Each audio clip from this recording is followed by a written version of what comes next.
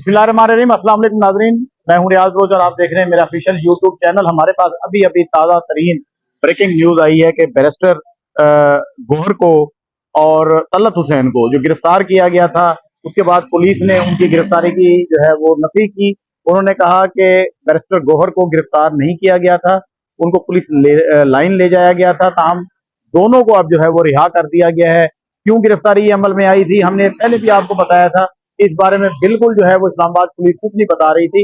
सामने गिरफ्तार करके जा रहे थे, उनको हिरासत में लेकर उनको अपनी गाड़ी में बिठाकर सेक्रेटरिएट से जो है पीटीआई के सेक्रेटरिएट से ले जाकर जो है वो पुलिस लाइन ले गए और पुलिस अपने साथ ले गई और उसके बाद अब उनको छोड़ दिया गया। और ये अब हमारे पास इतलात आ रही हैं कि बैरिस्टर गोहर इस वक्त पार्लियामेंट के इजलास में शिरकत के लिए जो है वो रवाना हो रहे हैं। उनको छोड़ दिया गया, पहले उन्हें छोड़ा गया, उसके बाद छोड़ा गया या जो भी उसको आप कह रहे हैं, उसके बाद तलत हुसैन को भी रिहा कर दिया गया है, उनको भी छोड़ दिया गया है।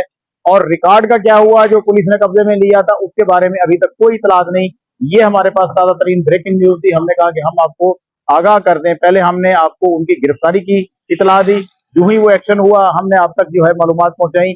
अब उन दोनों को रिहा कर दिया गया है, पुलिस ने अपनी हिरासत से आजाद कर दिया है। और बैरिस्टर गोहर के बारे में ये बात सामने आई है कि वो इस वक्त पार्लियामेंट के इजलास में शिरकत के लिए रवाना हो चुके हैं। बाकी जो बाद में आएंगे, जो जो तजिए होंगे या जो खबरें आएंगी वो हम आपसे शेयर करेंगे।